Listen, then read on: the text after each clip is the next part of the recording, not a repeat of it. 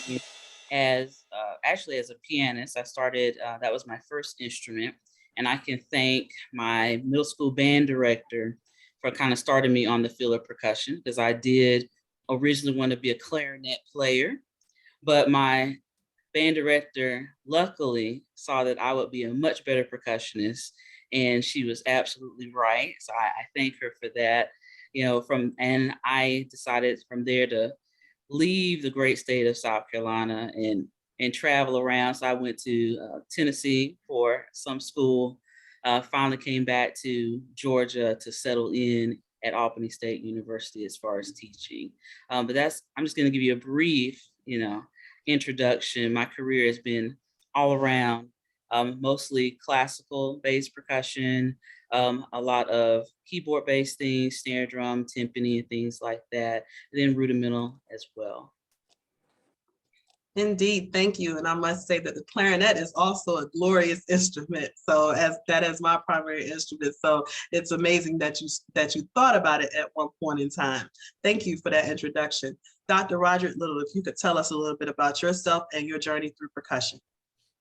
Yes, absolutely. Good evening, everybody. I'm very elated to be a part of this webinar. As Dr. Brock stated, my name is Dr. Roderick Little. And I started my journey much like most percussionists. I, of course, grew up in the church, and of course, my eyes always went to the drum set player. So quite naturally, by my siblings being in the band program, I was going to follow that same trajectory. So once I made it to middle school, my first affinity was percussion. And the band director at the time believed so much in me that he allowed me to play in the band in 6th grade. And we know typically that doesn't happen. You start the students in 6th grade, and then you allow them to participate in band in 7th grade. But he allowed me to participate in band in the 6th grade. I'm not sure what type of level I was on back then at the time, but he believed in me and he gave me that opportunity. And so I just grew a love for music and also percussion from that particular standpoint, and I never looked back. I went on to high school, of course, and then I received a scholarship to Jackson State University after graduating high school, and I played in the War and Thunder drum line for 2 years, and I was actually a drum major for 2 years as well. And I skipped a bunch of things in high school. I made a lot of honor bands and, first chair and things like that when I was in high school, and did a great job when I was at Jackson State University studying under Owen Rockwell. And then fast forward, once I graduated undergrad, I went to Jackson. Well, I actually taught at my high school, my alma mater. And then I went to Jackson State University, and now I am currently there. So as assistant band director, associate band director, and now as director of bands. And so that was kind of, within a nutshell, my overall career from when I started all the way up until now. Indeed. Thank you so much. And you are doing an excellent job at Jackson State University. So thank you for your introduction. Professor Ori, if you could tell us a little bit about yourself. Good evening, everyone. I'd like to thank Dr. Brock and the rest of the panelists for having me on. Definitely an honor to be on here. I'm originally from Jackson, Mississippi, right there with Dr. Little, and have always admired the program at Jackson State, although I'm a graduate of Mississippi Valley State. And went on to study at Eastern Illinois University with Johnny Lane, and got raked over the coals during my tenure there. And from there, came to Bethune-Cookman College at the time, now university. And I've been here over 30 years. So it's been a long journey trying to educate and touch as many lives as I can in a positive way. And we hope that we've done that. And my love for percussion started at a very young age. I actually kind of had the string route. I initially started on cello. And once I saw the band marching down the parade, I decided to put the cello down and try my, time with the drums. So from that point, it's kind of been a lifelong kind of thing, banging and beating on everything, tearing up my mom's furniture and the whole 9 yards. So, but again, I'm the percussion instructor here at Bethune-Cookman University, and I also work with the band program. And that's kind of my tenure. Indeed, thank you so much. And that is an interesting route from strings to percussion. So thank you for that introduction. Professor Milford, if you could tell us a little bit about yourself. Hello, good afternoon, everyone. I'm Jovan Milford. I'm currently serving as the Assistant Director of Bands here at Allen University, and also serving as a percussion professor here at the university. And so I've been doing this is part of my 4th year. Many of you know that we're just now starting a band program a few years ago. And so I'm helping these guys get the percussion program off, as well as the overall band percussion program off. So I think my journey as far as getting percussion, started in percussion, I guess, at a very young age, like how most of us started, I just was all really good rhythmically with my hands. It just kind of happened. And from there, I didn't have a second instrument. I just knew I wanted to be on the drum line. I want to get noticed. So I think that for me, playing a larger percussion instrument would get me seen, other than getting academics in school. And so, like I said, I was always rhythmically good with my hands, and just got the urge to just play, want to play. And so I got in band in middle school, and ever since then, I went through high school, and was serious, quit basketball, quit track, and because I knew I wanted to get my hands fast enough to get a good scholarship. And so from there, I was disciplined enough to do the things that I'm doing right now, and that's how my career kind of got started. And from there, this is where it's landed me at right now. And so probably before that, I did taught in the public school system for a series of years before landing a collegiate job. So I have a number of years in that public school system, and so that's the logistics for how I got started, and this is where I am.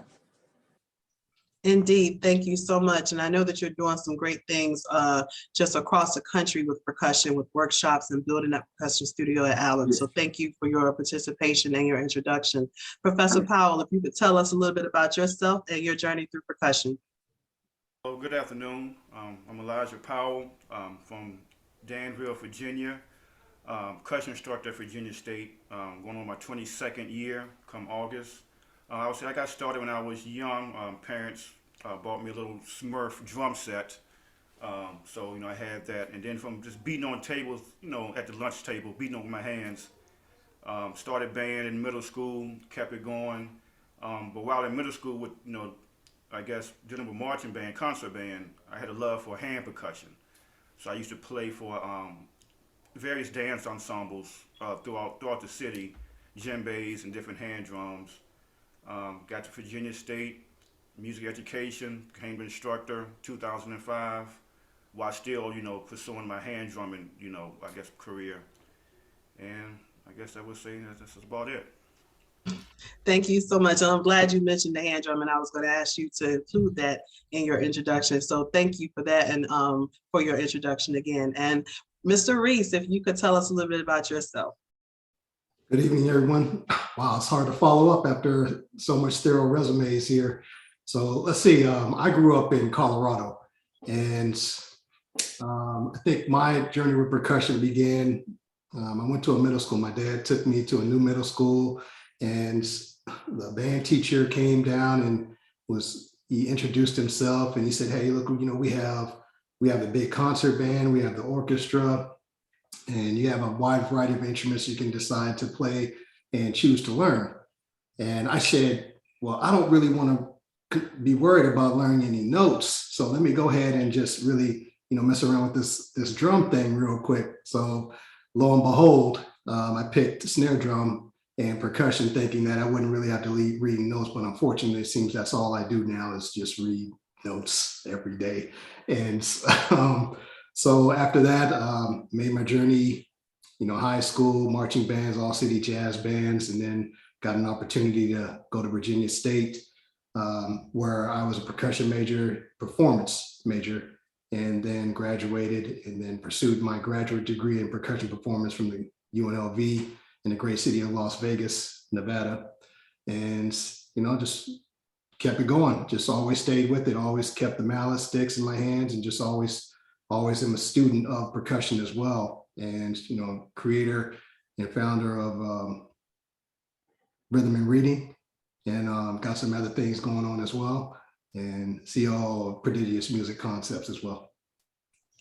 Indeed. Thank you. Thank you. Thank you for those introductions. Once again, welcome to our webinar entitled So You Want to Be a Percussion Major. The purpose for this webinar stems from just my years of being a music educator and seeing, both on the K-12 level and as a university band director, just how percussionists are prepared, or the lack of preparation or lack of knowledge going into and out of our undergraduate programs. So knowing that and just experiencing having to audition percussionists in the past and just knowing some of the struggles we have as K-12 band directors, I wanted to put together a forum to really give a holistic approach and perspective as to how we can better prepare our percussionists for the actual field of percussion studies. So whether it be education, performance, or other aspects of the music industry, sound and recording technology. A lot of our percussionists have the misconceptions coming into college that is all about battery percussion and marching band, and they're not really serious about mallet percussion, timpani, and auxiliary percussion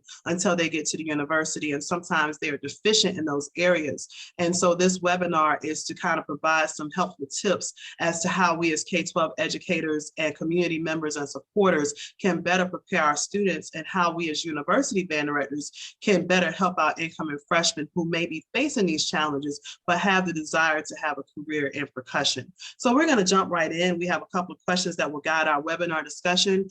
Feel free as we go through the sessions to type your questions in the chat, either here on Zoom or on Facebook Live. And then of course we'll have a brief Q&A question towards the end of our session, in which we'll fill the questions in the chat and we'll fill live questions from our participants as well. So let's get started. Our first question, for an aspiring percussion major, what basic fundamental skills should they possess prior to graduation from high school? So what is it they should know before they even show up on our campuses to audition for our drum lines, our music departments, and for the actual major? I'm going to start with Professor Ori on this question.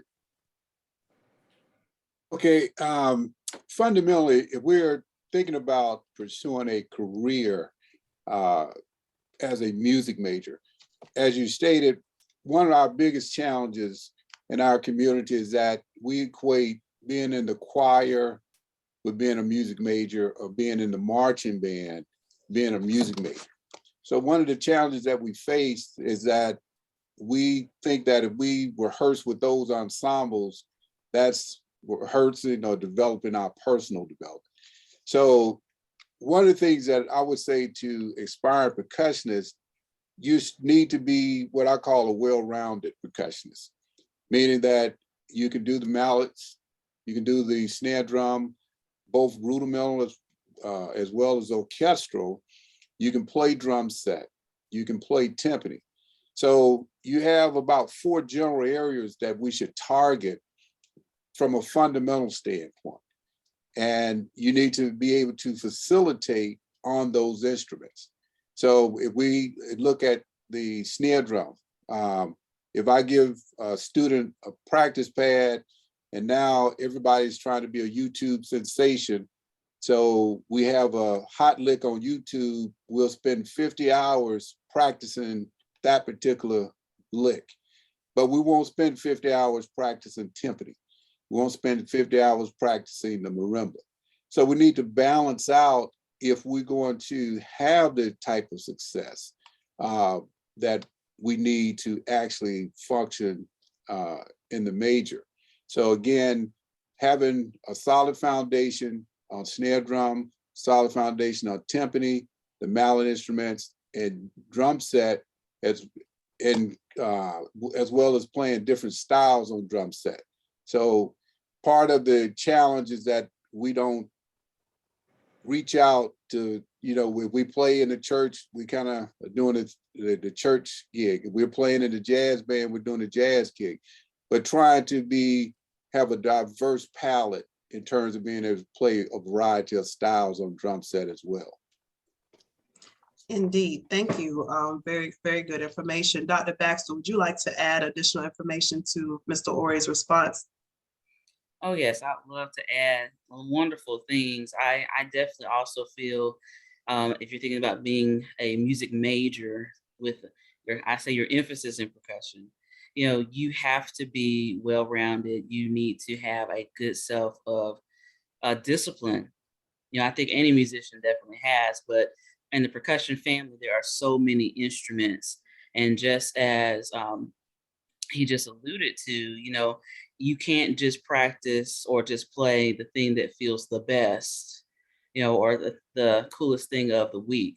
There are so many instruments, and we are tasked with being able to play percussion, not playing snare drum, not playing xylophone, not playing triangle. We play percussion.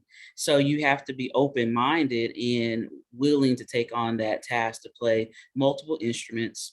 You also have to, I guess, have a strong sense of self as well, because that's a lot of things to get around. So that means, I may not be able to play something the best the very first time I do it. So I've got to have a very good personal self-awareness, wanting to learn something new. Everybody's always learning in the percussion field. So I've got to be adventurous. I've got to want to do a lot. And then, of course, not be kind of tied into playing one type of music. There are so many types of music, whether we're talking about jazz, classical, the most modern thing, and you can't tie yourself into, I only play this, okay? If you want a career in music, so that you have those skills and things like that. I'd also think for percussionists, they would, starting out, really want to have a good grasp of the grips that they play on, how they move their hands.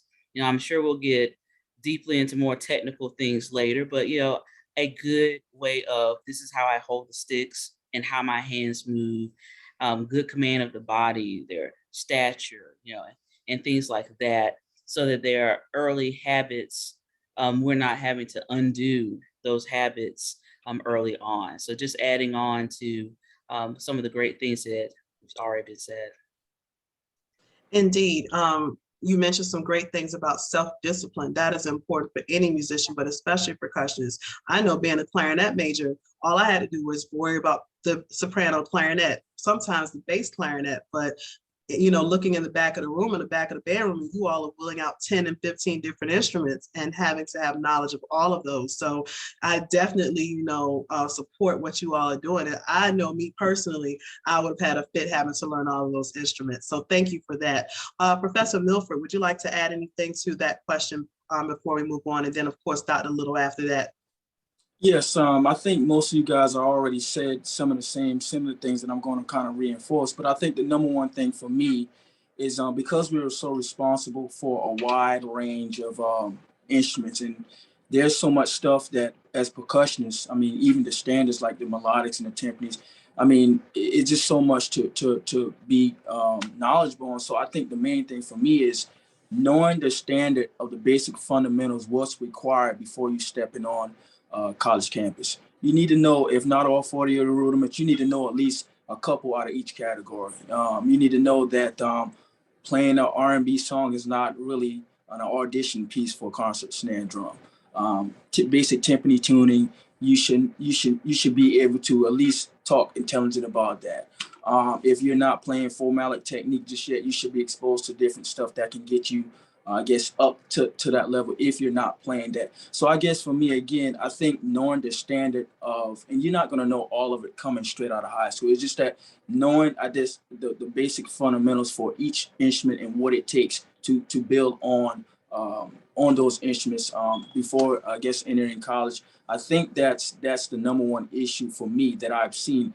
Students are not aware of really how much work it takes just to be just a little decent at percussion. We're not even talking about being like super, super great at this. It takes a lot of time to master these instruments. So I think for me, again, knowing what I've seen in the past and even now, I think a lot of students don't know what's required or the basic fundamental skill set and the standard of what's required to play these instruments. And I think if they can understand that, they can make their decision before they get on campus.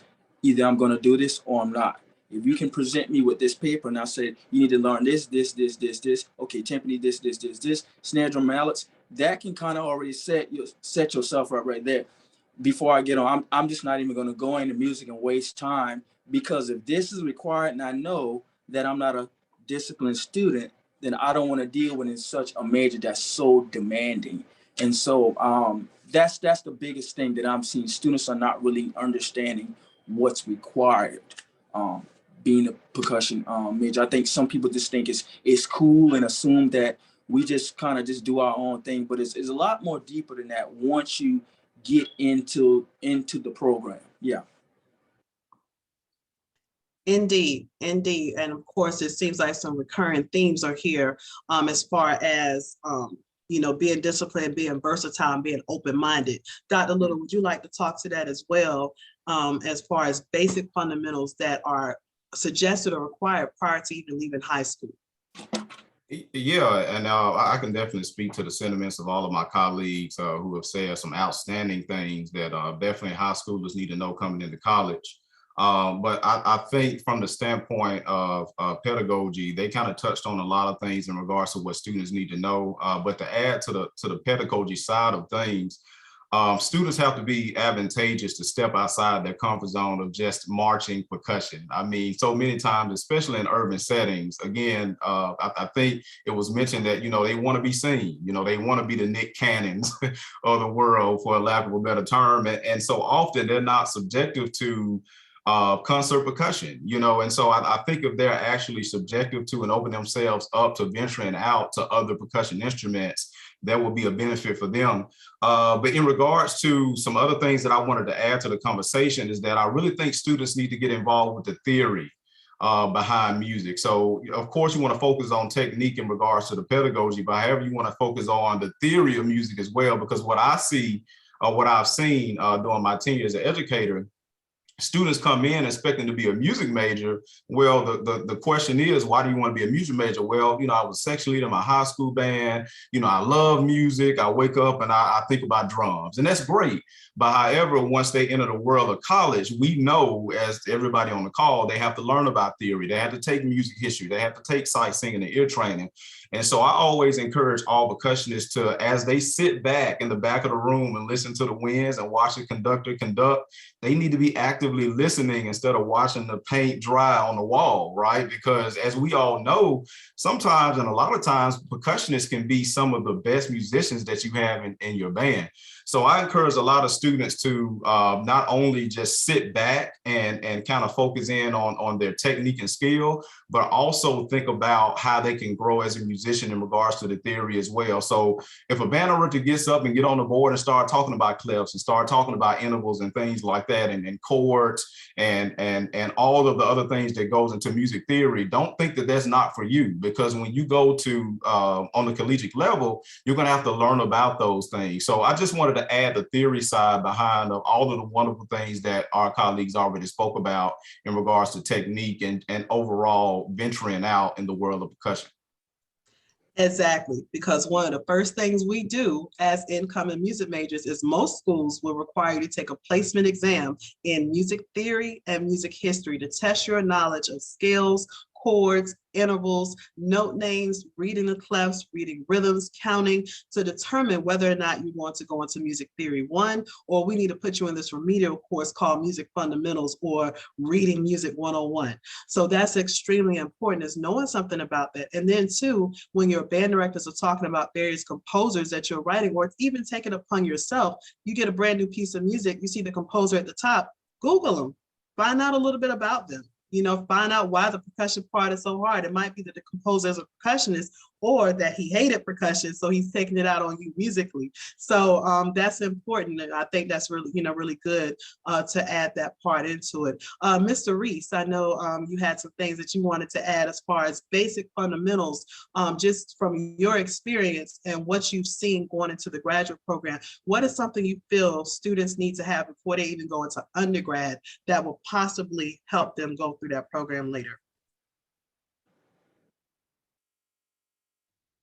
You're on mute. Okay, hi guys. So just to follow up on what everyone said, everyone really chimed in and said a lot of good things. I will say this, times have now changed, right?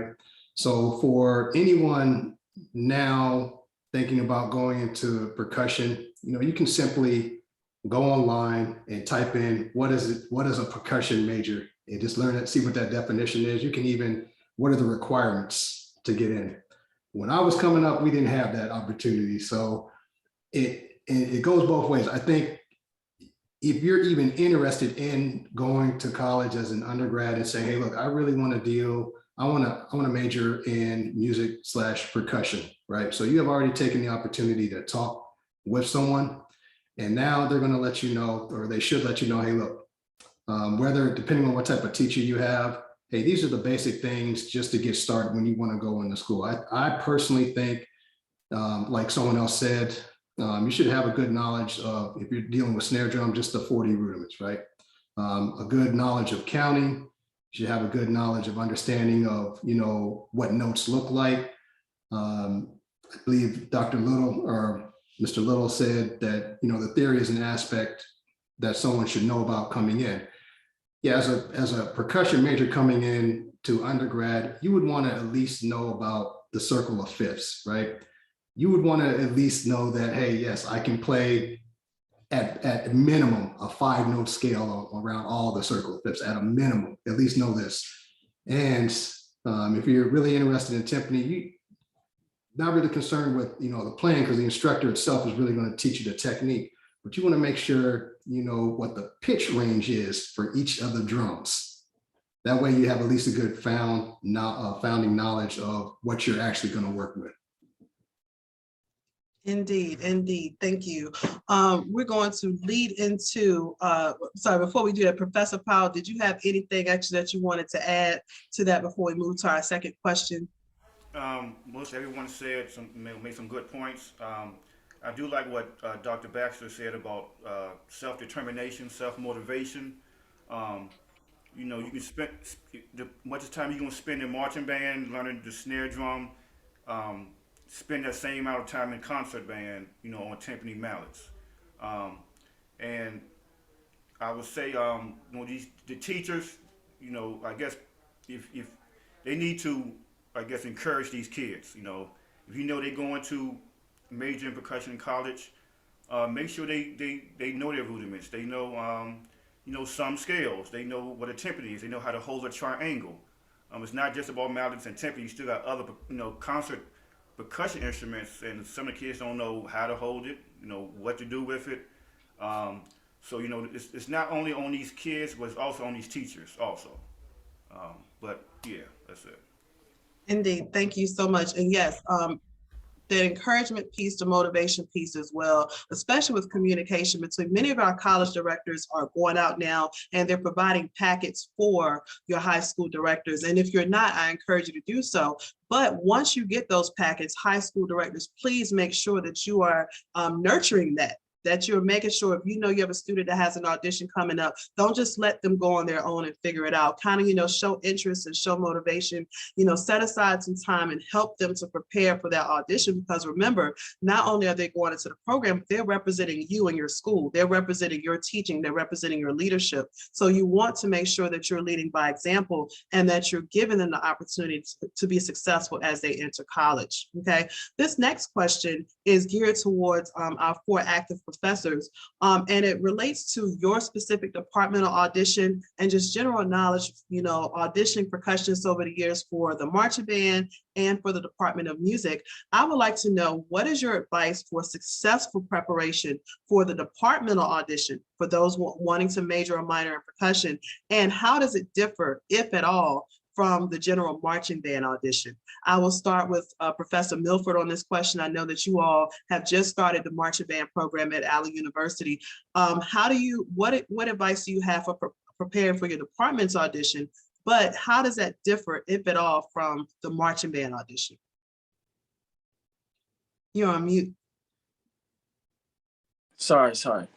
Okay, I think this can be a little trick to the question. Maybe some schools may think this a little differently, but for me, my vision, my philosophy is that audition is audition. However, I think it's all about the repertoire that you're trying to display. You obviously want to pick some good literature that display your skill set. And for me, if I go into because I'm serving as both faculty and staff member with the marching band, when I audition students for the marching band, I'm still thinking that, hey, we have a kind of small program here. I just don't need you just to play a marching bass drum or a tenor drum, right? So when I'm looking at this, how I run my auditions, typically, I want to know, can you play mallets? Can you play concert snare drum? And can you do tambourine techniques? Because obviously we have a concert band. And so some of those skills need to be able to transpire if you don't have those. So I think for me, I always try to encourage students to I make that a requirement. If you are on the marching band and you're a percussion player, I tell there's a requirement for them to roll in either my chamber ensemble class or my private lesson class. Next year, I'm starting to have every student that's on a non-major enroll and take one semester off, because obviously if you're going to school and you in the music, some sort of that's in your contract, scholarship contract, then I believe my vision that you should get more than just a marching band experience. And again, it all goes back to, the skill set. So again, for me, I try to get those students to do both. Now, once I get the student, and if you auditioning for the department or just the marching band, what I typically would do, once we get through some standards like an orchestral piece or pieces, I usually let the student, from a showmanship aspect, hey, what would you like to show me? Because they've done what I've asked them, or what we call, quote unquote, say the standard. So I try to make the audition fun. So, and most of the time, the guys or ladies rather, they like marching bands, so they come in with all the stick twirls and all that, and that's cool. So I try to meet the student half of the way, or most of the way. So that's typically how I'm running the program now, and I'm still looking, finding a good firm path of how I want the program to be. But the standard is ultimately the same for all programs, whether you're traditional or whatever you classify. The standard is the same. It's just that students need to know that a marching snare drum is not designed for certain excerpts. It's just so I try to make that a part of their audition. If you're auditioning for the drum line, I like to hear orchestral excerpts, because that's typically their weaker spot. And then I want to see, where your skill set at. And I can only see that through those varieties of instruments from a concert setting. Indeed, thank you. Dr. Little, what advice do you have, for preparing for the departmental audition, and does it differ from the marching band audition for War and Thunder? Yeah, again, it's just so much great information, and I'm just happy that this webinar is happening, because there's a lot of students out there that just needs to be privy to this information. But again, I guess to go back to my original point, so often we get students I can just speak for Jackson State University, students who are just so marching band based. They watch the YouTube videos and they see War and Thunder, and so they think that that's all it is.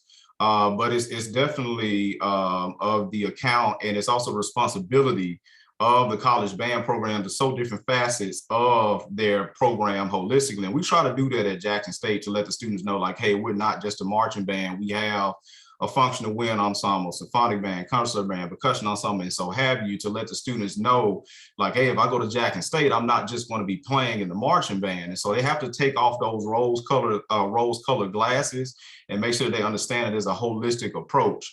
But in regards to our audition piece, we're kind of unique in the way of really putting the students through the ringer when they audition for Jackson State University. And reason being is because we get a lot of students that can play the snare drum, or they can just play the bass drum or quints, but we want to be able to see the acumen on those other instruments as well. So we actually have 2 rounds. So the first round is showing that they can read and prepare a packet on their instrument, so they can feel comfortable in that way. And so if they do well with that piece, then they get invited to come to the second round. Now, the second round is when you display if you're a holistic percussionist or not. And so that's when you have to play an etude on Mallet percussion and timpani and sight read and things of that nature. So we have 2 facets, if you will. So the first facet is kind of taking care of the marching band side, and the second facet is taking care of the side to see if we're actually going to be indoctrinating a percussionist in the band program, or if we can just utilize those student services and talents in the marching band. And so typically when the students come and make it through the second audition, that lets us know that their student will be prepared to be an actual music major within the Department of Music. So it's all tied in together at Jackson State University. Indeed, thank you. Dr. Baxter, you could talk to Albany State, or you can expand it as well. What are some advice or some tips you have for preparing for the departmental audition? And does it differ at all from the marching band audition or the general audition? Yeah, adding on with everyone else, I always try to tell everybody that you want to consider an audition like an interview, the same way that I want to apply for a job. I want to take that audition to that level. So I want to, come prepared to show the best that I have to offer. It's almost as if I'm showing you that I am worthy to be in your organization, and that's a totally different mindset.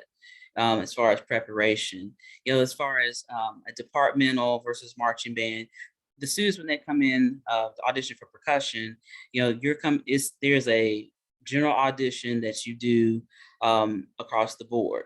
So the expectation, no matter if I just want to play in marching band, I want to be a percussion major, you'll come in and you have a prepared solo. The request is, to play something on snare drum, to play something on keyboard percussion, to showcase rudiments. I asked for rudiments in the different categories. So we need to see something that are rolls, something singles that are flams, something that are roughs, and then the play scales as well. So up front, everybody kind of knows if I'm coming to audition, I've got to at least come and do this. And so even those students who aren't percussion majors, who are thinking, I just want to play in the marching band, they still come and they will play snare drum and they'll play my rudiments and they'll say, I learned these scales, and showcase that. Because then also, even if they're just wanting to play in marching band, most of those students still want to audition for a scholarship. And the scholarships are given to those who are showcasing, I can play more than just this one thing. And then, part of that audition is also sight reading.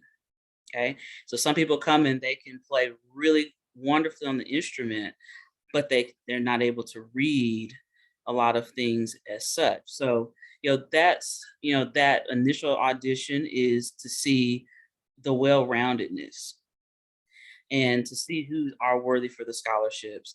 And typically, if you come to be at our school, you're not going to play just in marching band and never play in anything again. If you got a scholarship, you're going to play in other ensembles. You're going to play in jazz band. You're going to play in percussion ensemble. You're going to play in concert band, in symphonic band. And so those that are accepted need to be able to be in all of those different experiences. And luckily, most of the people who do come, and even if they're thinking, I just want to march, actually really enjoy playing in more than just marching band. So as far as just being ready for an audition, first of all, just approach an audition as if it's an interview. So, and you're going to get a job off of this interview. So that changes everything. When you show up, how you dress, you're dressing professionally, not just in a t-shirt and jeans. I'm showing up with all the things that I need to have, for a departmental audition, even a marching audition. If you think of that, if someone were to show up for an audition and I didn't have sticks, how do you think you're going to be in a department or in any type of band and you don't have the equipment that you need? So, those are some simple things, but for many, many years, you see a lot of people who will show up to auditions. I want to play the snare drum. I don't even have any snare drum sticks. Can you give me some? I've seen that years and years, pass. So those are just some simple things. But I think mindset wise, and I can just speak to where I am at Albany State, on the front end, the same audition, if you are a music major, is going to be the same audition if you're going to be in the marching band. We're looking for those who can play more than just one instrument, can read, and have some basic technical things across the board. So those are some things that I would offer as far as the audition. Indeed, thank you. And of course, for those of you who are just joining us, if you have questions as we go throughout the webinar, please place your questions in the chat, either on Zoom or Facebook, and we will answer those questions and have a Q&A session towards the end. Professor Ori, if you can add to this, your advice for preparation for your departmental audition, and does it differ at all at Bethune-Cookman University from your general audition?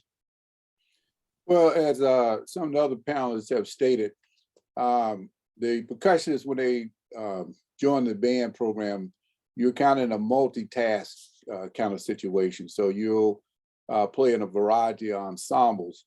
So when we audition the students for the band program, we're actually looking for students that have talents or abilities on a variety of instruments, because we know we're going to use those kids in a variety of situations. So when they audition, we're looking for them to, everybody auditions on snare drum. So regardless from a marching band standpoint, if you wanted to play tenor drum, cymbals, or whatever the case may be, everybody's required to audition on the snare drum. So that lets us know what kind of fundamental skill sets you have. And we have a lot of percussionists that audition. The biggest challenge for me is, number one, be prepared. I have some students that audition for me and they have the material they're supposed to have, as Dr. Baxter stated.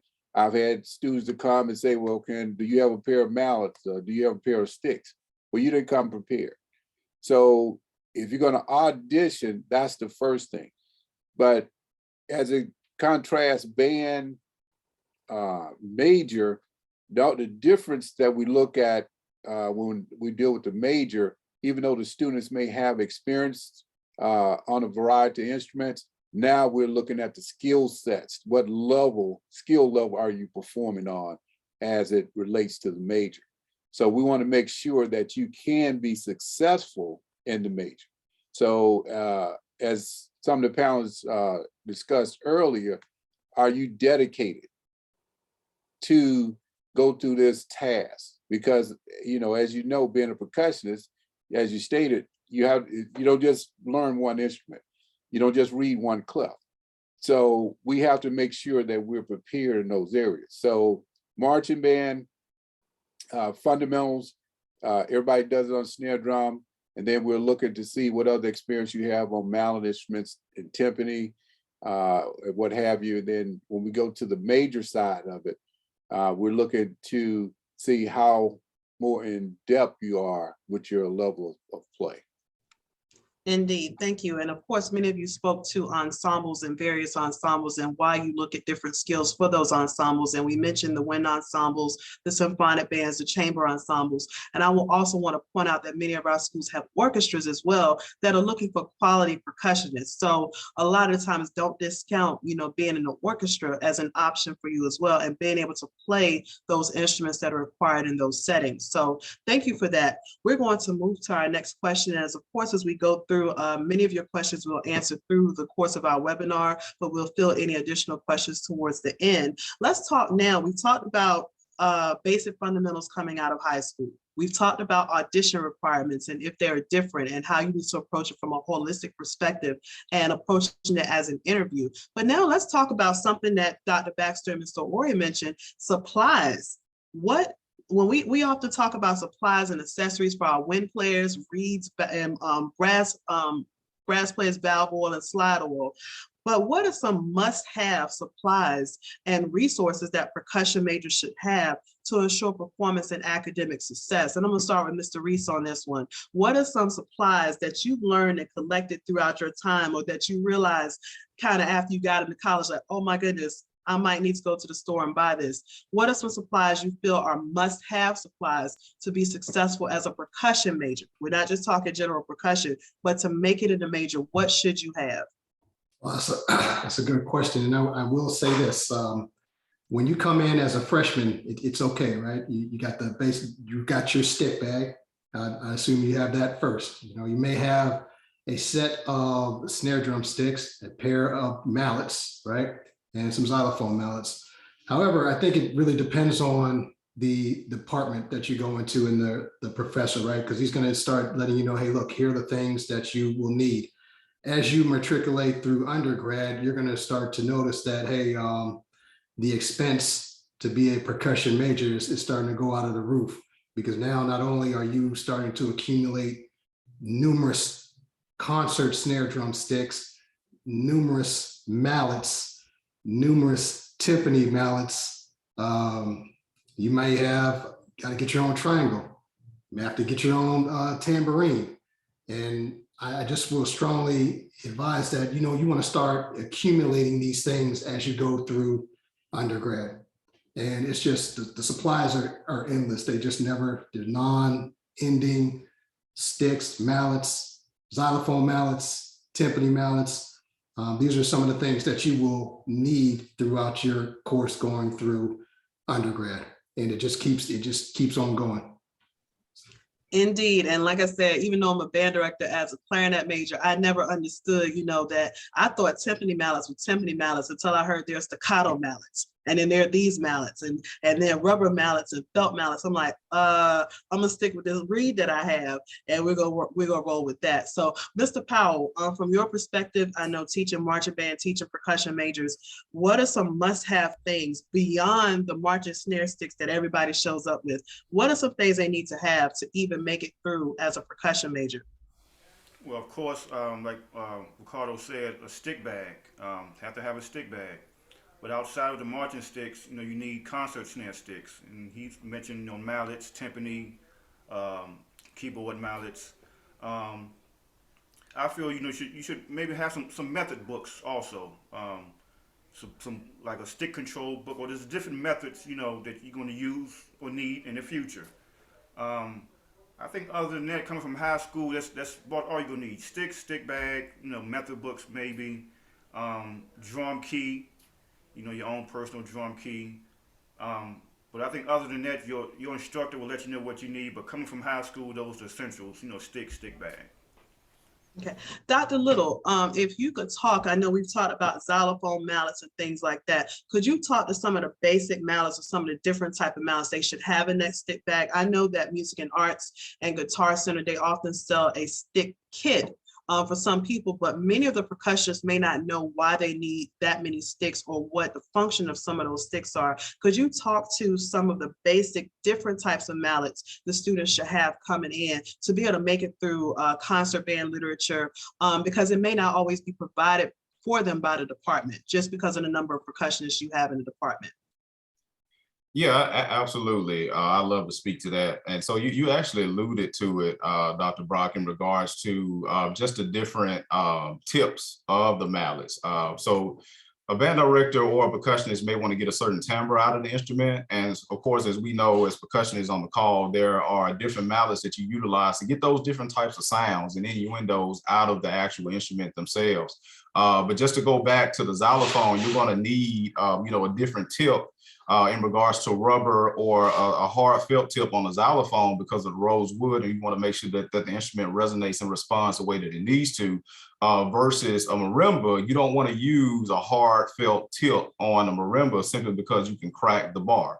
And so those are just kind of like the basic things that you need to know. And going back to the timpani, the actual felt of the actual tip of the stick would actually give you a totally different sound. So if you're looking for more of a staccato rhythmic passage, you wouldn't necessarily use the regular run-of-the-mill cotton timpani mallets. You'll use something that doesn't actually have that felt around the mallet to get that staccato sound or that ostinato percussive 16th note sound that the conductor may be looking for. And so again, the mallets will basically give you a different type of timbre out of all instruments, not just the mallet instruments and the timpani, but also snare drum as well. I noticed somebody mentioned actually having concert snare drum sticks. You'll be surprised how many students actually pull out some marching snare drum sticks trying to play on a concert snare head. And as we know, the material is totally different in regards to the concert snare drum versus the marching snare drum as well. And so you have to keep all those things in mind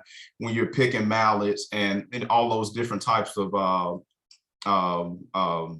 sticks that you're going to need to utilize to actually play those instruments and not tarnish the head and get the proper sound that the conductor may be looking for, or that you may be looking for as a solistic performer.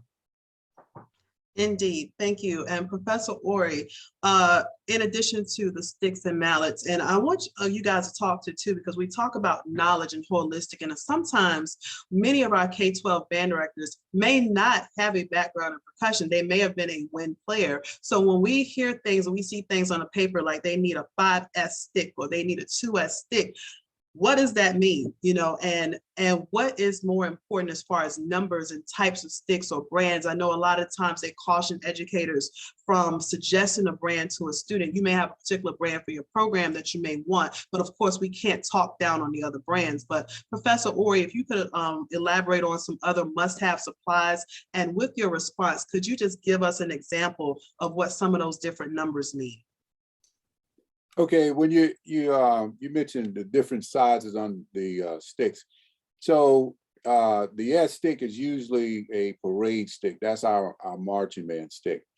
So the numbers on there is going to denote the size. So we can think of it as a small, medium, large kind of situation. So we, when I was back in the day, years ago, before most of you were probably born,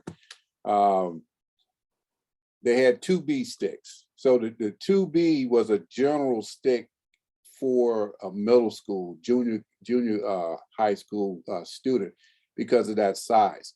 So those numbers on the stick usually have some indication as to the size of the stick. Then we have some of the numbers on the stick that relate to the size of the sticks for drum set. So as Dr. Little indicated, and Mr. Powell, we want to have the appropriate stick for the appropriate literature that we're playing. So we don't pull out a marching band stick or S-size stick because it's too thick for that concert setting. So if I'm playing drum set, I don't want a real thick sound. You know, I want a thinner sound. So I'm going to go to a smaller stick. So that's one of the things that we need. As we look at just materials other than what has already been stated, you're gonna, for me, when students enter, those basic things that everybody has said, you know, you're gonna have timpani mallets, you're gonna have marimba mallets, you're gonna have bell mallets. Those are just fundamental things. One of the challenges, and again, I've been here at Bethune-Cookman a while. Initially, when I arrived, and I still run into this, I'm not sure if other panelists run into the same thing. It's an economic situation for some of the students that I encounter. So for probably the first few years that I was here, my sticks and mallets was a stick bag for every percussion major that I had. One of the things that has changed over the years is that we do have more interaction. We do have more band directors understanding. We have more things on YouTube, so students see things more. But prior to that, the only thing a student came with was a pair of marching sticks. So if I was going to have percussion ensemble and I wanted to have percussion ensemble, I had to always bring my stick bag to percussion ensemble and say, okay, hey, this is a marimba mallet. This is a xylophone mallet. You do not use this mallet to play on the xylophone. I would like to think that we're a little bit past that generally, that a lot of students know what type mallets to use, but I still encounter students not knowing what stick or mallet to have. As Mr. Reese stated, you're going to accumulate a lot of different equipment, accessories in percussion. If you're going to major in percussion, a lot of times, even though we may say, hey, I'm going into education, a lot of times we're playing in the community symphony or whatever the orchestra or concert band in our local area. So when you go to those particular gigs, you are expected to have certain percussion instruments, you know, and even to a standpoint, having a set of timpani. You know, you go to the gig, hey, you're going to play timpani, hey, bring your timpani. Our challenge in our community is having those economic resources and getting our kids to understand, you know, I can go out and buy a car, or I can go out and rent the high price apartment while I'm in school. But when it comes to actually acquiring the resources that I need to matriculate and to advance my studies, then, you know, I'm a little slow to do that. So we've kind of grown from that situation here, but I still encounter those kind of things where economically, you know, there are some kids out there that have the talent and abilities. The challenge sometimes is how do we have those things for them, you know? So like I say, it does present some challenges, but those basic things, again, having a pair of snare drum sticks, marching sticks, concert sticks, not drum set sticks, concert sticks, okay? Matter of fact, we were talking about that. I had a lesson with one of my students today, and we were playing, he was playing a snare drum etude, and he pulled out some marching band sticks. And, you know, I kind of gave him that cross eye, you know, because he knew he was out of the box. But again, those snare drum timpani, having various size timpani mallets for that special situation, different types of marimba mallets, triangles, and you know, you get into tamarines. We can just get into a lot of different small percussion instruments that we will acquire, that if we're going to do this thing called majoring in music, that's what it requires. Indeed, thank you so much. And while you're mentioning economics, that is so important, especially with a lot of our schools. And it's not always just the inner city schools, our rural schools as well, just simply not having access and not knowing sometimes the resource and funding is not available for us to, you know, provide all the things that our students may need, or students may not be able to provide those things with the other things that are required just to come to college, with all the other fees they have to pay. So I'm going to put out a national challenge, or just put it out here live, that our alumni, our drumline members, our former percussion majors, pay it forward. You know, donate some sticks, you know, to an incoming freshman, sponsor an incoming freshman. Don't just sponsor the marching band, sponsor a major, you know, buy a stick bag for someone, donate some stick bags to your alma mater, donate a pair of sticks, donate a set of mallets. And I think if we can start that, you know, that community giving program, I think that we can at least set our freshmen up, you know, those that need it, at least give them a good solid foundation to start with. So if you're out there, many of us have had these 10, 20, 30, 50 piece drum lines. I know there's someone out there that can donate. Even if you donate your old pair of sticks, if you don't play anymore, it is a start for someone to at least have a firm foundation to have their own equipment, because the issue that arises when you're using stuff only in class is that you practice only when you're in class. And so we want to encourage, you know, growth and participation outside of the classroom setting. But in order to do that, our students need equipment. And, you know, it's a lot on a college student these days to kind of, you know, keep up with all of the, you know, intricate fees that are required just to be in school, you know, and sometimes just to eat. You know, so if we can, let's, you know, make a commitment to at least donate a pair of sticks prior to the upcoming school year to a music major or someone in the program to kind of help out. Let's transition now, and let's talk about current majors and how they matriculate through the program. We talked a lot on the front end about getting into the program. We talked about essentials and must-have, things that our directors should do and percussion instructors should do to kind of encourage and motivate. We didn't get too far into that, but I'm sure we can elaborate on that as we get into the Q&A session. But let's talk about those who are already in the program. They're matriculating through, they're doing their thing, they're going to classes. Okay, we've convinced them they need to do concert band and small ensembles. But then the question comes up towards the semester, oh, well, you need to perform a seminar. You have to do this jury at the end of the semester. You have to prepare for a junior recital or a senior recital. let's talk to that, and I'll start with Dr. Baxter. What advice can you provide as a student matriculates through the program as they prepare to perform on jury, seminar, and recitals? And as we're talking about this, kind of talk to the point that sometimes education majors may not take it as seriously as performance majors, or a business major may not understand why they have to perform a recital. A sound and recording major may not understand the essence of why they have to still do a recital. So could you talk about just some general advice you give as they prepare for these things to know that, one, it is always a professional performance? Yeah, most definitely.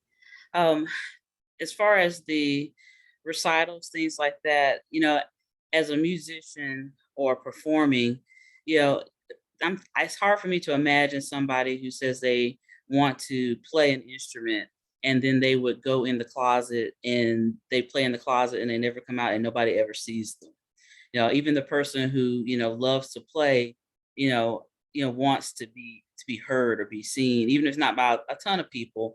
You generally don't lock yourself away and not even hear yourself play.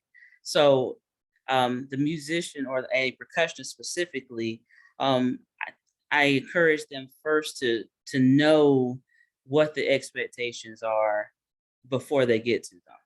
Meaning I think of, with my students, when they come in the door day one, even before they start playing in the first couple of weeks, I'm already telling them about, hey, at the end of the semester, you will have a jury. This is what a jury is. Now, I don't want you to get scared about this, because a jury is simply like this. If you go to an English class at the end of the semester, at midterm, you have a midterm exam. At the end of the semester, you have a final exam. Well, guess what? The jury is your final exam. Okay. And every musician will have one. And this is a showcase of what you have done. It's simply that. And if you are doing the things that you are told to do from week to week, all you're doing is showcasing the growth that you've done.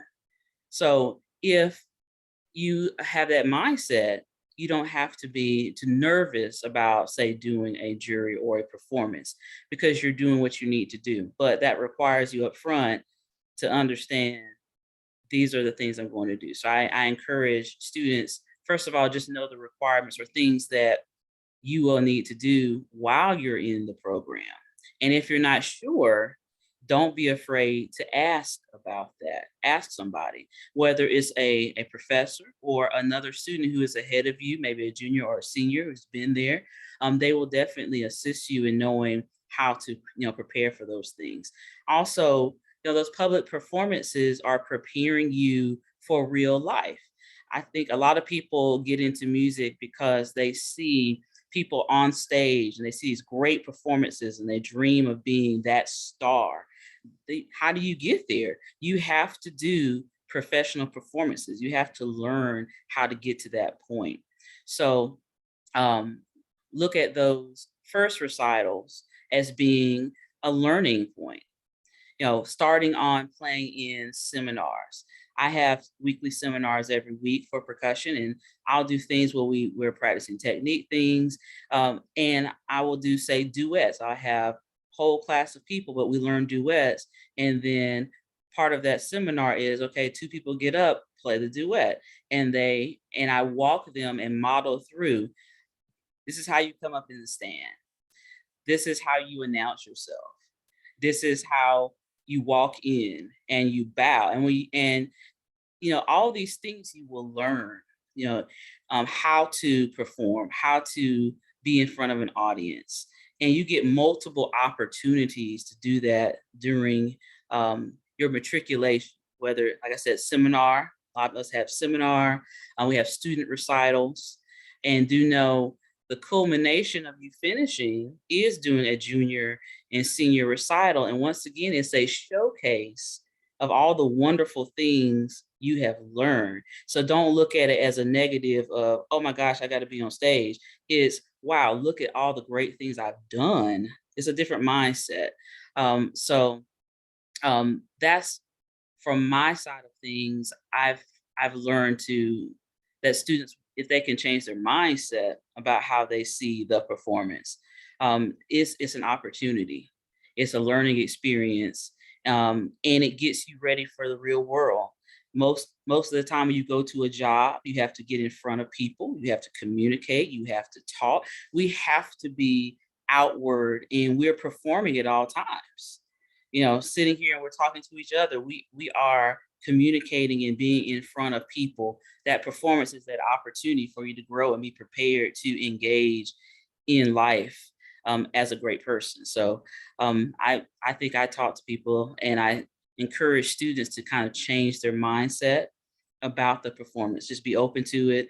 And if you're not sure, don't be afraid to ask, what are my required things and how should I do this? Indeed. Thank you so much. And I think that is so powerful in transforming your mindset. Definitely one thing I always encourage my students, both on the K-12 level and when I was in higher ed, is that as music majors, those junior and senior performances, they are training you to, in essence, be a professional musician. So, you know, imagine yourself being the person that everyone's coming to see. You're the Billboard headliner, you know, in those performances. So having that mindset that it is a professional performance, I think that discipline level will shift and you'll take it a little bit more seriously and you'll have a more polished effect when you already know that you are a professional at that point and you're no longer an amateur. You may enter as an amateur freshman year, but by the time you leave, just like with our ensembles, you know, I tell them all the time, concert band, symphonic band, wind ensemble, on the collegiate level, you are professional ensembles. You're not amateur ensembles, you are professional musicians. So I think, of course, transforming that mindset is so important to the outcome, the preparation, how you dress, and of course, how you take your practices seriously. You're not going to want to skip a practice. You're not going to want to miss your session with your accompanist because you know you're preparing for a professional venue or professional showcase. So yes, Professor Milford, would you like to add to that about just preparing for juries and recitals as you matriculate through the program? Yeah, I came up with a little strategy that's been working for me very well for my students. Obviously, I do a lot of playing for them, so they see me do it, right? And then I usually there's a university that's in the area that obviously has a big music program. So I take them over there to those events so that they can see people that look like them that's in the program with them doing this. Anything that's related to what they're doing, I try to get them the exposure from a more experienced side to see it. And that always kind of, you know, for now, it's been working. Just trying to get them to know the ins and outs, how you should perform, and those things of that nature. And so when we gather, each time we go to a different performance, I learn something basically new. I was like, oh, I didn't know that. And the students are actually starting to get it. So when it's time for those students to perform, it's less, I guess, stressful. I've implemented starting to implement next semester, a little small seminar class to where we can get all the jitters out, inviting bandmates to the studio so they can kind of continuously to get involved in just playing in front of people. I find it strange sometimes that students can perform very well in the marching band in front of thousands of people, right? But when it's time for them to perform solo, then it comes to be a little challenge at times. So I've been just trying to work in a different manner, just try to show them or give them experience of just trying to, you know, as from a solo aspect, because obviously if you have a duet, you playing a duet, you have somebody sharing the stage on you. So that takes the less attention off you typically most times. And so it's been working well, just trying to, you know, I'm playing, the students playing, I'm exposing them. You know, right now we're doing this big percussion tour where we're going to around some high schools in the state of South Carolina. What does that do for us? It's a marketing tool, recruitment, however you want to think of it. But most importantly, I'm bringing those students to showcase our talent here, but then also having those students the opportunity to perform in diverse crowds. And it's been working wonders in the program so far. Thank you. And of course, you echo some of the things that Dr. Baxter mentioned with modeling. the behavior. I definitely encourage instructors to kind of model how to perform for a jury, how to perform for a recital, how to perform, for those seminars, because a lot of the time students coming from high school, they may not have experienced that if they were not in honor band, if they didn't participate in talent searches and things like that. So the more you can model the activity and provide those performance opportunities, I encourage you to do so. But also I encourage students to kind of be creative and think outside the box. Go around gigging on campus, get used to playing for your friends and, people in front of the dorms. I think the more you play, the more you do it, I think the better you're going to become. And you mentioned, being able to play in the marching band, but not being able to play solo. I encourage instructors to have workshops or have prep sessions as a part of your seminar on performance anxiety, because that's something that we often take for granted. It's not that the students are underprepared or that they're lazy. A lot of times people genuinely have stage fright. And I know I did a session on this a while back, but it is important to model not only perfect performance, but model how to manage and cope with performance anxiety. Model that as an instructor, give them some helpful tips on approaching performance anxiety so that when they get in those situations, one, they're kind of calm before the event, but if something happens in the middle of their performance where they mess up, where they blank out, you're teaching them valuable skills as to how to recover without showing their poker face, without showing, that they have messed up, and without wearing that mistake on their sleeve. So I encourage you to have those conversations and build it in as a part of your seminars and juries, as well as a part of your teaching. So students, as they matriculate, can kind of manage and manage their performance anxiety better and better as they go through the program. Dr. Little, I would like for you to add to this, and then we're going to move to our final question of the evening before we get to the Q&A session. Yes, I guess it goes back to one of my original statements, when the student actually comes in and kind of knowing what they're getting themselves into in regards to actually being a music major, because so oftentimes, we gain students who are just really good in band and really just enjoy the atmosphere and what band provided for them musically and also socially. But, again, just knowing that you do have to go and, do things like seminars and recitals and junior recitals and senior recitals. But if I can leave just one thing to make sure that students are successful and actually achieve their ultimate goal, I would say taking personal accountability for their growth and being prepared for applied lessons. Because so often we know that students have so many things going on throughout the day. Not only are they dealing with being a music major, they're also dealing with being in an ensemble. They're also dealing with, a home life. They're also dealing with families and personal things. And so they have to find that time and that balance in order to go in and practice and be prepared for applies and taking that personal accountability to get in those practice rooms and develop their acumen as a performer. And so that's one major thing that I see, and particularly on my level, and I'm pretty sure my colleagues see the same thing as well, is just making sure that the students take the time out to give themselves an opportunity to grow on their instrument so they can be proficient performers. Because as we know on the call, if you're a proficient performer, obviously that translates into you being an educator.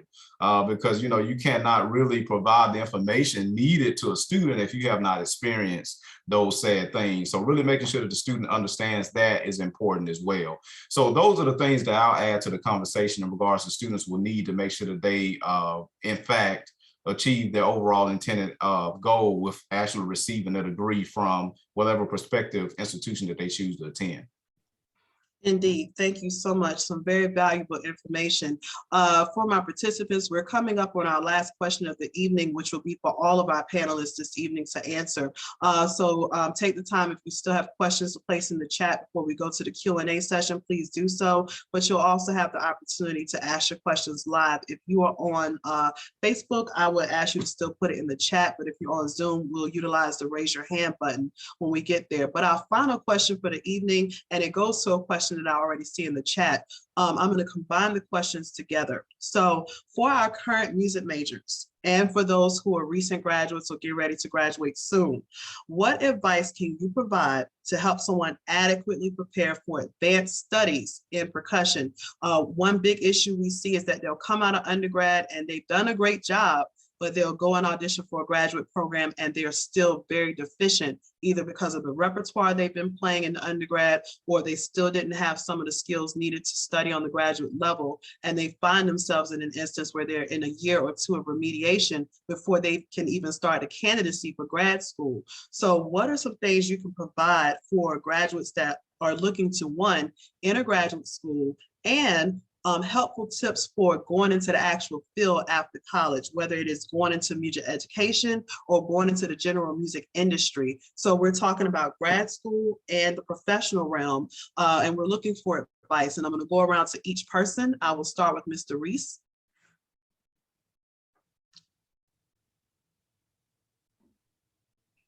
Can everyone hear me? Okay, I think, and that's a very good question, and I'll just be as honest as I can at this point. So if you're thinking about going into grad school, I'm going to try to give you this analogy, right? A boxer goes 10 to 12 rounds with another boxer, right? You want to use that same analogy, right? Can you go to distance, right? And when I mean, can you go to distance through undergrad, whatever you're playing, you need to, have enough music accumulated, right? Whether it's mallets, whether prepared works, whatever you're working on, don't forget those pieces of music. You want to be able to go in to any graduate audition and they say, hey, well, what else do you have for me? Boom, knock it out. What else can you play? What else can you play? And a lot of times, if you're interested in a graduate program, you can go on anyone's website and say, hey, what is the audition material that's required, right? And they'll let you know, hey, what graduate level material that you have. But you want to make sure that you can go to distance. You want to make sure you have a volume of music that you can pull from, because you definitely don't want to get into the program and now you're having to play catch up. Now you're having to not only prepare yourself, try to learn new music, but now you're also, hey, I gotta work this back up, because I'm next up for seminar. Well, yeah, in a graduate program, you're ready to go. I mean, the next person is ready to go. That's what I mean by, can you go to distance? Do you have the amount of music built up so you can play? Thank you. Professor Powell, could you add to that, going into, being a hand drummer, being doing professional gigs around the city? What is it our students can actually expect after school? Because I know I tell people in the education field, you're guaranteed to almost have some support from the school system, but in every other concentration, you're self-employed when you graduate from college in the music field. So what are some things from your perspective that you can tell them, advice you can give to prepare for either graduate study or the real life workforce in music? Still keep practicing, basically. Keep practicing. You can step outside the box. If you're used to this certain type of genre of music, it's okay to step outside the box. But the biggest thing, keep practicing, keep learning. Like Ricardo said, keep accumulating music. Like I mentioned earlier about method books. Just keep grabbing music, whether it's from the internet, from wherever, and utilize your resources. Utilize your instructor, utilize, other college instructors, utilize, all resources. But my biggest thing is keep practicing. The practice never stops, even when you graduate. Keep practicing. You always learn.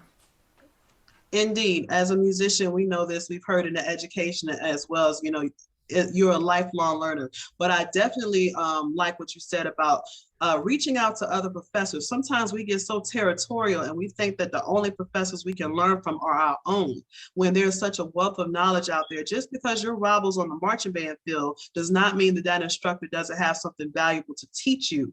Or matter of fact, that instructor might have taught your instructor. So it's so important to network across the line and across the aisles, because you need to be able to have access to various perspectives and points of views as a musician. It's not a one-way street. And he also mentioned being able to play different styles. We've talked a lot about, standard and contemporary ensembles, but there's also something out here called military bands and military band money. So those auditions require you to be able to play on multiple of styles, from samba to reggae to house to funk to any type of Latin percussion and classical. So you definitely want to make sure you keep practicing and accumulate that music, as Mr. Reese and Mr. Powell said, but also you want to make sure that you reach across the aisle and not be territorial and not feel like you can't associate with someone just because of their institutional affiliation. We have to get out of that stigma when we're talking about trying to advance in the field of music. Dr. Little, your thoughts on graduate school and the professional industry? Yes, absolutely. Well, I think I would like to speak to the perspective of students actually going out in the field of music education. I think a lot of my colleagues are kind of touching on the idiom of performance, which is definitely what a lot of students will need. But I guess I'll speak from the sentiment of actually going out and potentially being a band director. Because a lot of times for percussionists, you're kind of like a unicorn, you're kind of like a minority, if you will. So, everybody that may be attending a webinar that actually wants to go out and teach band, what my suggestion to you would be is to actually dive head first into actually learning wind instruments. Of course, you're going to be more apt to cling to percussion instruments because that's what you grew up learning. But I get this question all the time, especially in my position that I'm in, like, how are you a percussionist and you know how to rehearse a wind band? And that didn't come overnight. I had to stay up, a lot of long nights. And, when I taught high school, I would take my planning periods and I'll pull out a clarinet, I'll pull out a flute. My wife is actually a flouter. We actually met in the Sonic Boom of the South. And so I would ask her about things, to your point, Dr. Brock, in regards to asking questions and, actually leaning on mentors as well, and understanding that I don't have to be oblivious to a wind instrument just because I am a percussionist. So again, I just wanted to speak to the sentiment or that side of getting out of undergraduate and actually going into the profession and wanting to roll up your sleeves and actually get into the classroom and teach wind bands. Indeed. Thank you. Professor Milford, what would you like to add to this point? Yes, I think finding a mentor, what you see yourself doing. I never saw myself as an actual band director, head band director. So I played the assistant role very well, while I fulfilled those duties very well. What the position that I am in currently, I just saw myself doing that. So I would say students, find a great mentor that you can role model. Obviously, I can kind of believe that, everybody on the call who's on the panel has had someone that they look up to and believe and trust their vision. Otherwise, it will kind of be difficult to be in the position that they're in. All right. And so I always encourage students to, find somebody that you look up that's in the profession that's doing this at a really, really successful rate. Right. And then also during the years that you're in undergrad, networking is the number one deal right now. So you want to center around yourself with good, like-minded musicians that you can see yourself building and learning. I tell my students all the time, when I'm playing and doing all this stuff, they say, "Oh wow, you know everything." No, I don't know everything. I find myself reading. I find myself doing a lot of research. I see myself doing a lot of going to a lot of concerts, just even outside of percussion. So again, when I step outside of my comfort zone, ultimately, I'm networking in some form or fashion. Going to conventions. That's a you can find a lot of people in one space right there. So I would say the number one thing, I think you can be successful if you find a great mentor that can stick with you, believe in it, and you put those resources that I just mentioned behind the work ethic. You have to work, all right? You have to work hard at this, whatever goal that you're trying to achieve. If you do those couple things, you should be okay. Because the competition is really, really, it's really different. There's a lot of competition. On all levels, whether you're playing percussion, singing, in grad school is designed. Can you play, or do we see yourself, whoever school that you're applying to, can you be developed?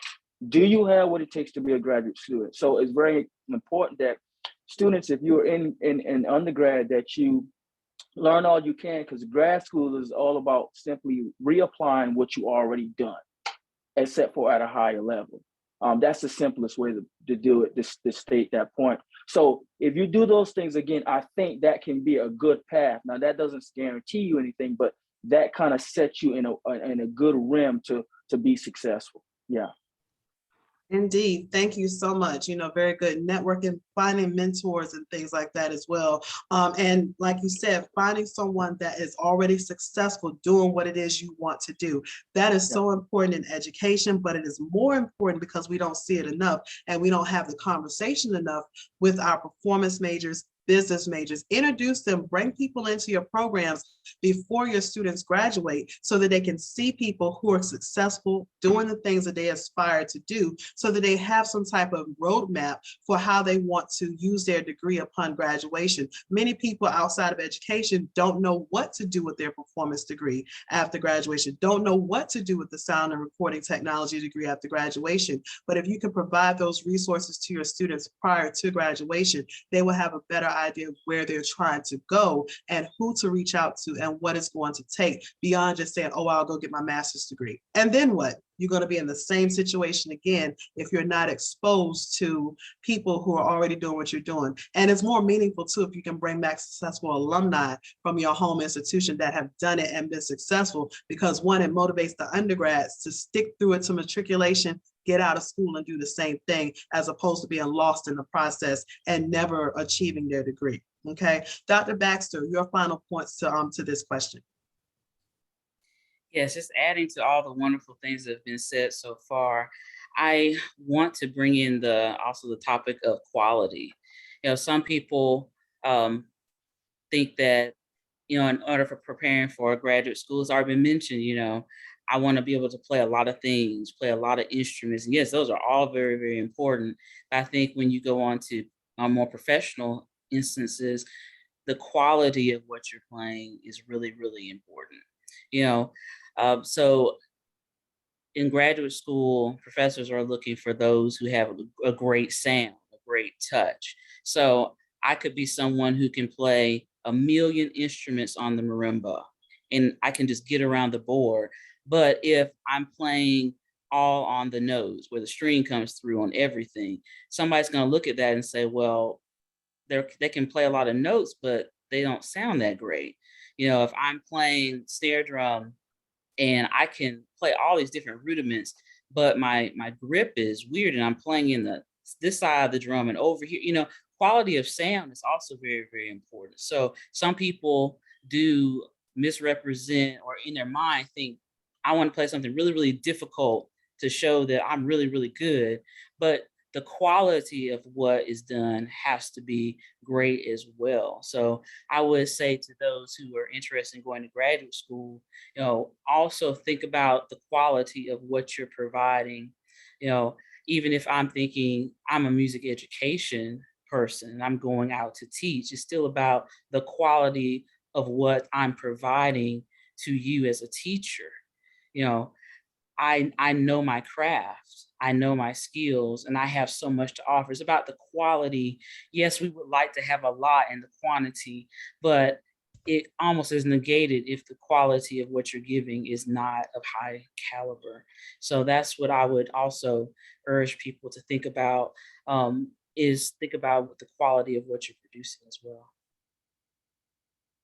Indeed. Thank you so much for that. Quality is everything. I definitely appreciate your points, just, about being mindful of what you're putting out, being mindful. And that's even true for those who are trying to be professional giggers, going out with the band, going out to perform. There are many people trying out for those same spots, whether you're trying to perform for the Beyoncés of the world or the TLCs of the world. It's important, you may yeah, I have chops, I have this, that, and the other, but does it sound good and does it complement what the artist is trying to do? Yes, we understand you can play, but if it's not appropriate for the artist or appropriate for the setting or appropriate for the genre of music, I encourage you to also, in addition to networking and finding a mentor, start listening to professional percussionists. Find someone whose sound you may want to, emulate the sound or kind of go beyond that sound, or listen to what quality percussionists sound like in the orchestral setting, in the melodic setting. So I think, we spend a lot of time with popular music and our favorite playlists, download it to our phones. Download some percussionists. download some people who are performing every day in the field. That way you can get a feel of what different people sound like, and you can kind of gauge yourself. Record yourself playing and then play it back, because what you may think sounded good, once you hear it back on a recording, sometimes it'll let you know what you need to go back and refine. And finally, before we go to our Q&A session, Professor Ori, your final thoughts on preparing for graduate school or the real life workforce in music? Well, I think we have I put it as a theory and reality type situation. So in theory, I'm the greatest percussionist in the world. In reality, I haven't picked up my sticks since I signed up to be a music major. So therefore, theory and reality don't match. So when you say going into the industry, you're going into the profession, whether that be from a performance standpoint or education standpoint, it starts that really prior to you becoming a freshman, but definitely that freshman year. What are you doing every day to make that dream a reality? Okay, so that means every day I'm practicing. So my biggest thing is, when you're a freshman, you should be practicing an hour. You're a sophomore, we move it up to another hour, okay? In our community, sometimes we look at that and say, well, hey, that's not realistic. But again, I go back to learning that snare drum lick that we saw on YouTube, and we'll stay on that drum pad for 15 hours trying to get it right. So if we have the desire, if we're true music majors, okay, then that some of this is if you look at this panel and you say, what was special about each person that's on this panel? They just took what they did serious. So they took it serious and they excelled there. So when they went to that graduate school audition, they were prepared. When they went to that industry audition, they were prepared because they practiced. They didn't let all the fun things that happen on the college campus get in the way of their livelihood. So the thing that I tell the guys here, I didn't throw you into the music building and force you to be a music major. You came to me saying that you wanted to be a music major. Now my job is to tell you what is the criteria to be a music major, and more specifically, a percussion music major. These are the things that it takes to be successful in this space. So if we're talking about the end game, again, theory and reality, what am I doing starting that freshman year? Am I prepared for each lesson? Am I networking, like Mr. Milford said? Am I going to conference? Am I a part of associations? Am I just in my own little world? Hey, I'm great. Yeah, but guess what? It's somebody down the street that's great also. Did you know about that great person? So I have someone to compare to say, okay, I need to get to this level. So it starts that freshman year and how you matriculate and what you are willing to put into it. As Dr. Little stated, what's your responsibility? And in most cases, if you handle your responsibility on our end from an educator standpoint, we'll meet you on the other half and you will be successful. But we have to put in the time. Theory, again, I'm going to be this great band director. But in reality, when I see my kids walk in your band room, I'm telling my kids, hey, no, we're going to transfer to the school down the street because when you were in school, you didn't take it serious. Or you took it serious, and when my kid goes to your school and say, yes, we want that, I want my kid to study with you because I know you were a serious musician when you were in school. So again, taking ownership, freshman year, doing the things that we're supposed to do, studying music, as Dr. Little stated earlier, knowing theory, knowing history. All of it at the end of the day, that's part of your assessment when we're talking about going to graduate school. when we're talking about going into the education side. One thing I want to touch upon, and I know we probably have a diverse community that's on the Zoom. We have a situation from a percussionist standpoint, my tenure at Bethune-Cookman to now. As I look at the HBCU community, my concern, I have a lot of kids that go and they acquire the bachelor's degree, but we don't have a lot of kids that will acquire the master's degree or the doctoral degree so that you can teach on the university level. Now, it's great that we have kids, music majors that are in the K through 12 situation. Now, as a percussionist, instructor, a professor, my question, all HBCUs, when I pass the baton, do I pass the baton to someone that looks like me? Someone that my students in the future can model after. Now, I don't want to make it sound like it's a negative against any other culture or anything like that, but networking, I need to see somebody doing something that looks like me. That's an inspiration. And not to say that's not an inspiration if you see someone that doesn't look like you, but that is a concern that I have, because the things that I can relate to in terms of the kids that I engage with, sometimes if you didn't have that experience, you may not be able to relate to them in the same manner. So that's kind of a sidebar in terms of, what you were asking, but that's a concern that I have. But again, preparation freshman year will lead you to having a successful audition, will lead you to have a successful job in the education arena as well as the industry in music.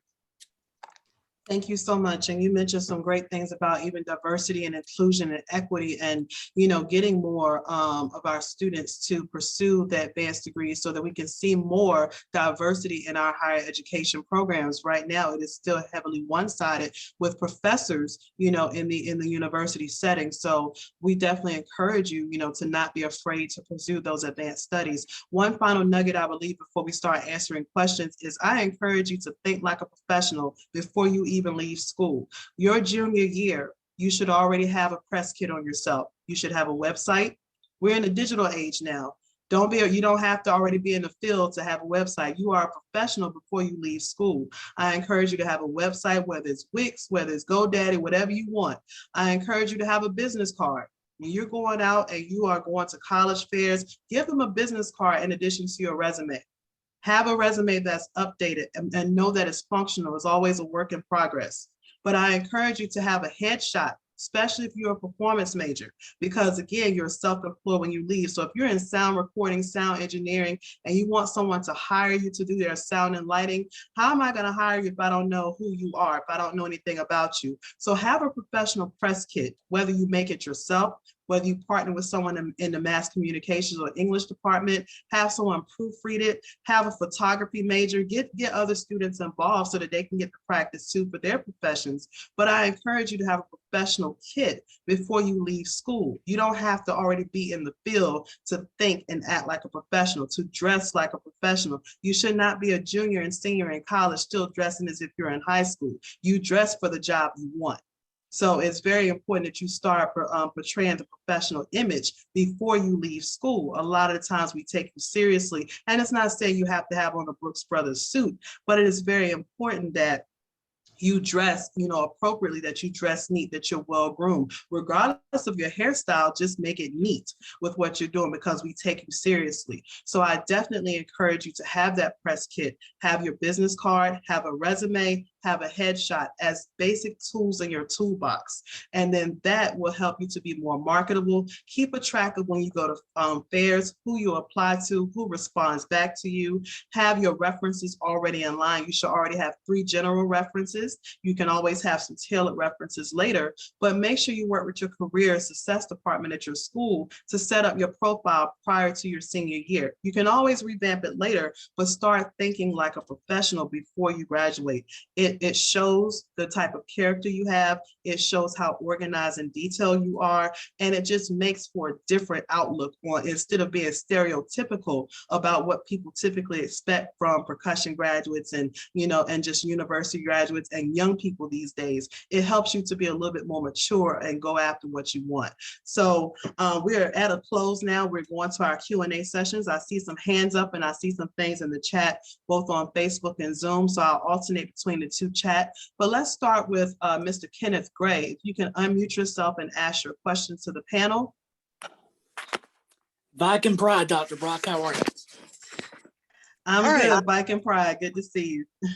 So, Professor O'Ray, you were talking a few minutes ago about starting as a freshman and having the self-determination and motivation to continue throughout your undergraduate studies as a percussion major. So this question is geared towards all of the panelists, since I'm not really familiar with how you guys teach your applied curriculum.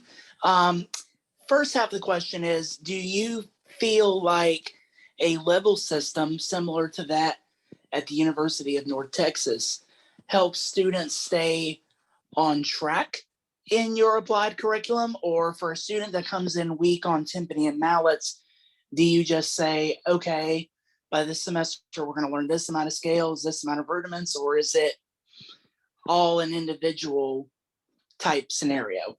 Furthermore, with the students that come in weak on mallets and timpani, do you see, in your experience, any retention issues as far as them not staying as music majors or failing theory classes or struggling in ear training because of their lack of background in pitched percussion?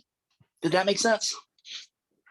Yes, and anyone who wants to take that, Dr. Little, Dr. Baxter, Professor Ori, anyone who wants to go? Yeah, I'll hop Go ahead, in. Doc. No, I'm sorry. Professor Ori? No, go ahead, Doc. Okay, yeah, I'll hop in just really quickly. Because of some students having that deficiency on mallet percussion, more namely theory, I have seen in the profession, students really getting discouraged, in regards to not knowing the theory behind the practice. And so I have seen, students actually change their majors. And so the retention can be affected in that regard. But also, to speak to your first question, I think it's really important to meet students where they are. But at the same time, don't dilute your standards. And so you have to understand where they're starting and figure out a pattern for them to meet your standards in your program. Because, as a lot of us alluded to, students, and in particular percussionists, they come in at all different types of levels, at varying types of levels, because they're not privy to this information that we're talking about even tonight. So with that being said, you don't want to discourage the student and discard them just because they don't know a certain set of skills or have a certain set of acumen. But at the same time, you do want to be able to meet them where they are and take them to the level and the expectations of your program. So that, I guess, speaks to your first question and also speaks to your second question as well about retention. Professor Ori, did you want to add anything to the response? Well, I was going to actually say what Dr. Little just stated, meeting the student where they are. In some cases, having a level type situation where, hey, you're on level 1, you do these things, level 2. But in my situation, my kids have a diverse background in terms of their experiences. So some will come in a little stronger in some areas than others. So in those areas where they're stronger, we may be able to do a level type situation, but in some of those areas where they have some deficiencies, then we have to say, okay, you're here, now we need to get to point B and by the end of your term here at the university. So it's kind of twofold there. Sometimes I think the level is great, but again, I have a diverse background in terms of experiences. A lot of the kids that I do encounter, whether they attend school here or not, is that they participate in the marching band, but because of the deficiencies in funding in the arts, as you know, we don't we have challenges keeping kids in programs now. There's so many variables that kids have to deal with. But again, meeting them where they were, as Dr. Little stated, and then those that come in and can deal with that level type procedure like North Texas, then that can be applied as well.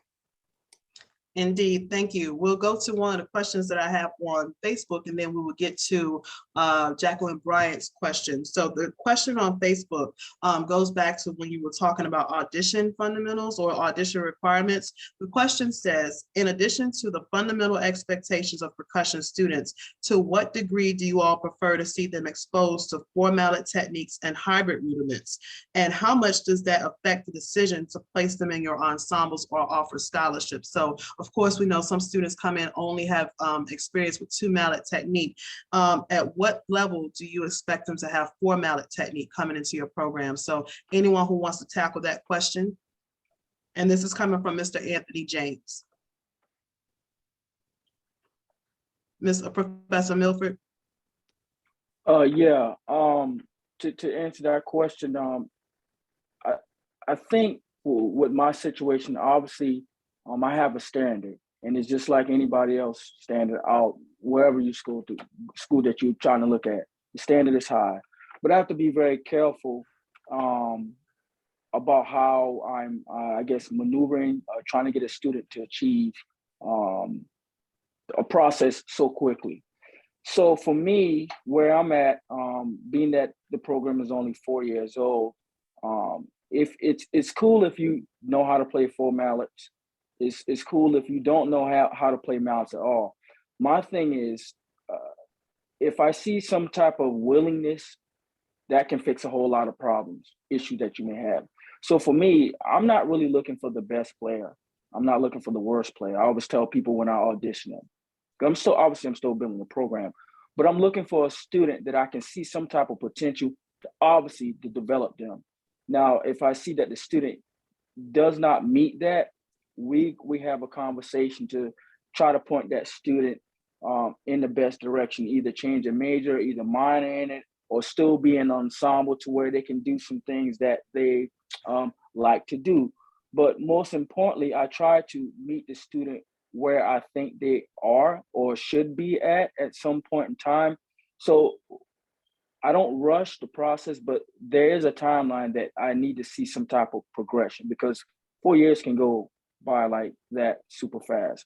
So the first thing for me, when a student come into to the studio, I ask them, what do you want to do with this degree?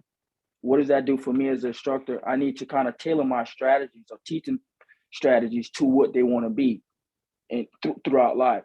So I think that's always currently that's kind of my situation, just kind of figuring out a path. What does the student want? What I always ask this question as well. What do you want to get out of applied lesson? Well, Mr. Milford, I like to learn timpani. I like to do drum set.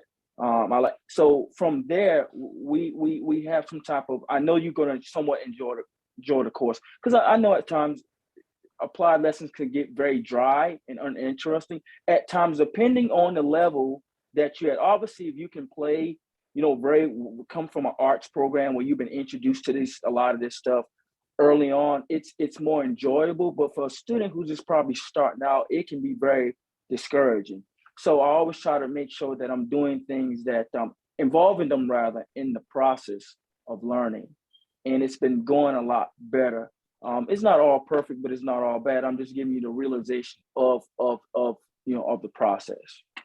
Indeed, thank you. I think you mentioned something that was really critical, is also tailoring to the needs and the interests of the students too. A lot of our students, especially at our HBCUs, but all over, sometimes they'll come in and they may not want to be a classical musician. They might want to be a church musician. So in addition to our traditional Western art curriculum, we need to also make sure we're preparing them for the real world that they're going to face when they graduate, not the real world we want them to face. So you may have someone that wants to be just a jazz drummer, or just a drum set player, or they want to specifically play for the church, move up in the GMWA and things like that. So we need to also tailor that and include that in their instruction. So thank you for that. Did anyone want to add to the 4 Mallet question before we move on to the next question?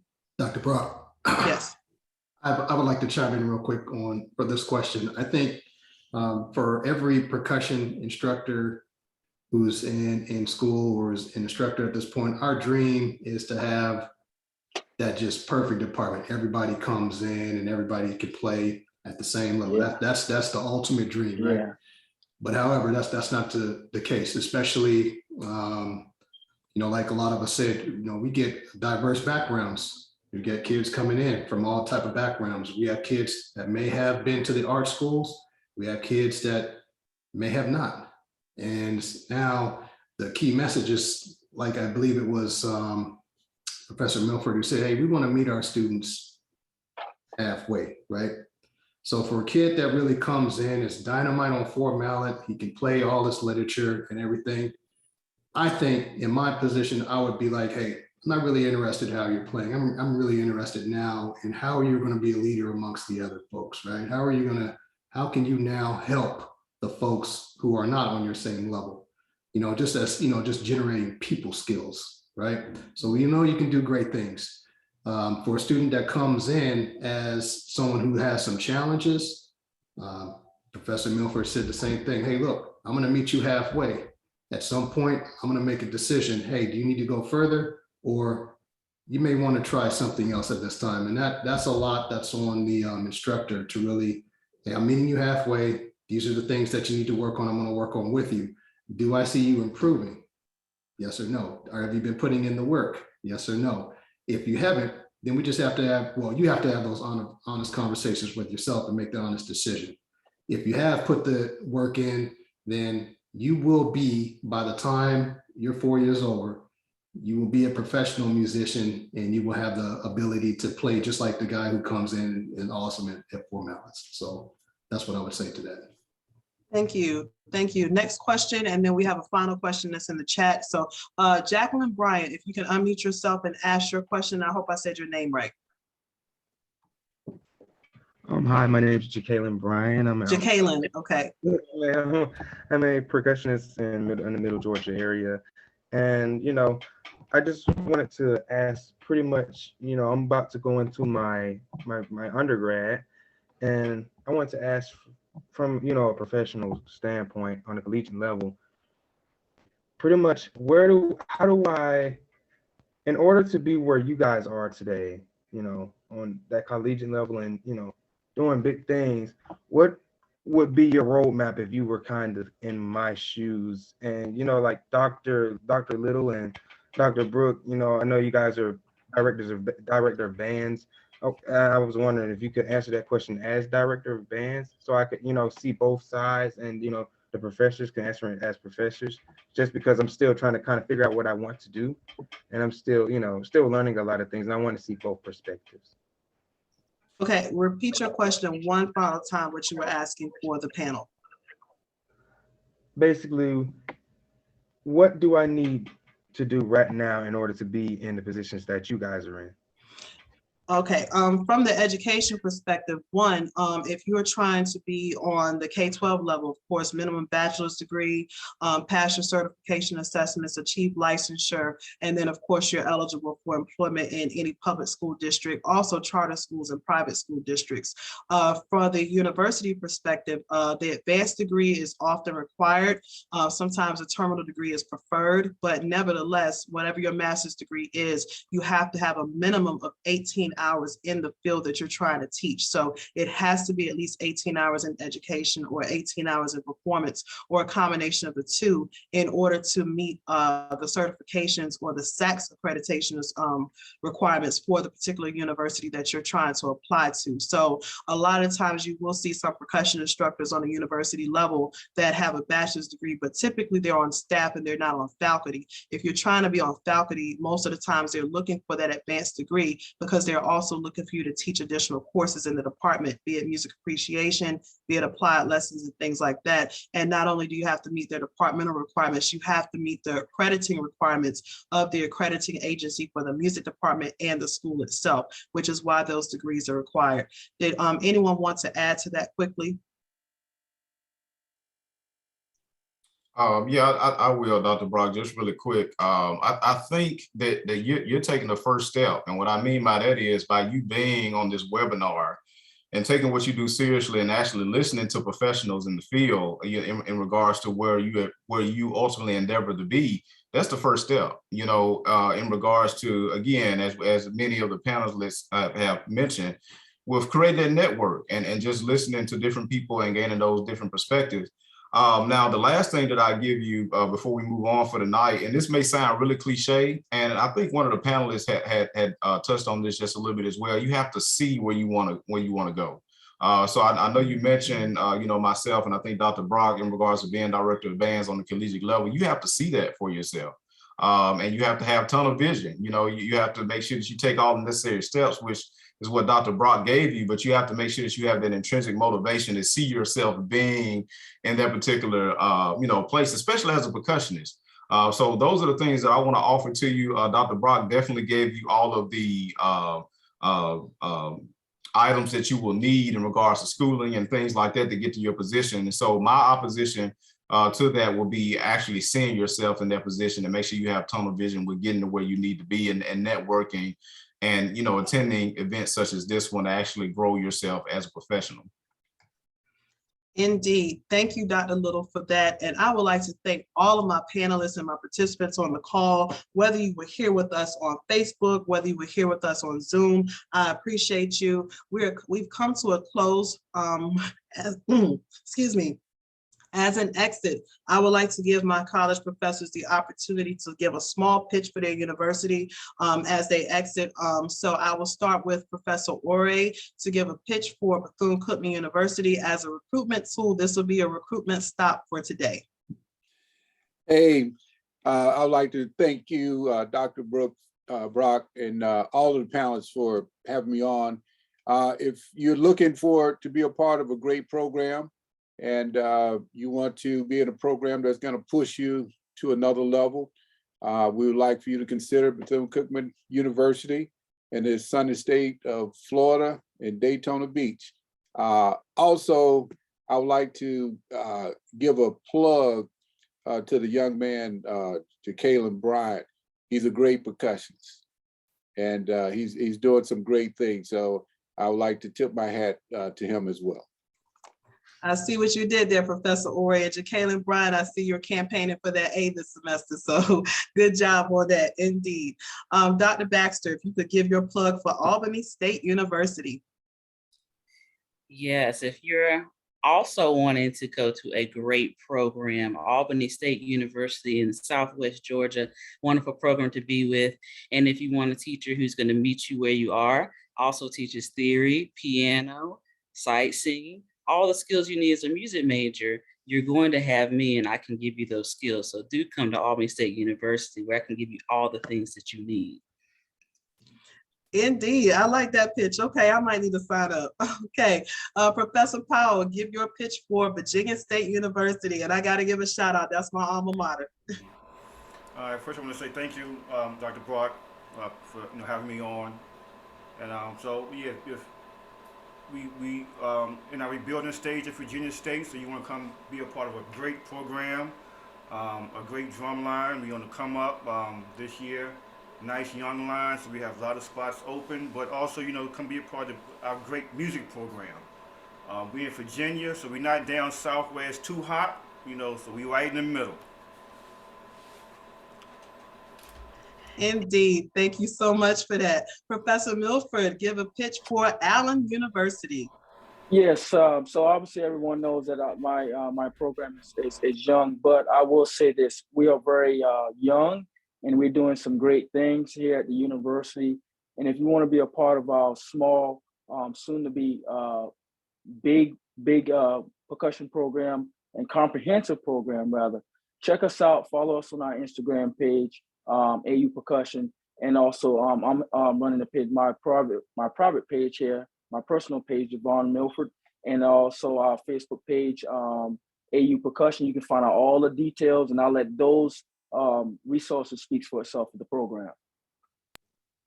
Indeed, thank you. And while we're going around, go ahead, panelists, and put your contact information in the chat. I'm going to share it out in a closing packet that all of our participants and schools will receive on Monday. So throw your information in the chat so I can capture it for everyone.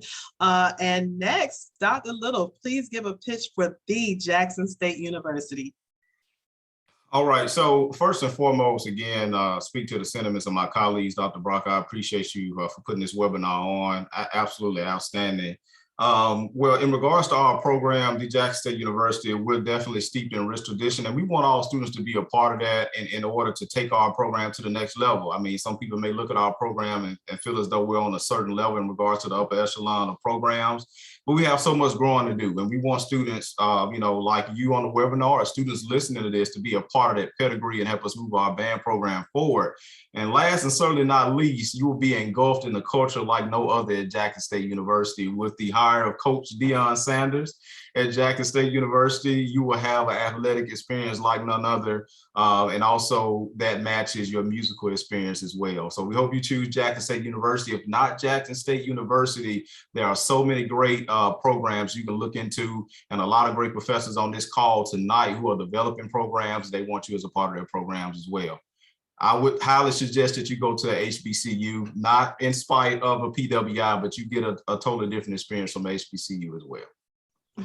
Thank you so much, Dr. Little. And again, thank you so much for attending our webinar, participants. There are some takeaways that you get just by participating in our webinar tonight. One, I am a licensed CEU provider. So if you are a current educator in need of professional development points for attending webinars, please reach out to me. I will provide my contact information, or I'll place it in the chat following this on Facebook so that you can go back and see it in the chat. And of course, on Zoom, I will place it in the chat as well. But you will get a professional development certificate for participating in this webinar. Also, I'm going to go ahead and give a shout out now to the HBCU Drumline Talk, because both of the founders are here on the call, Mr. Ricardo Reese and Professor Elijah Powell. And I'm going to charge them and ask them to go in with me and my company on donating some percussion equipment. We'll select how many percussionists that we're going to help donate equipment to, whether it's sticks or stick bags.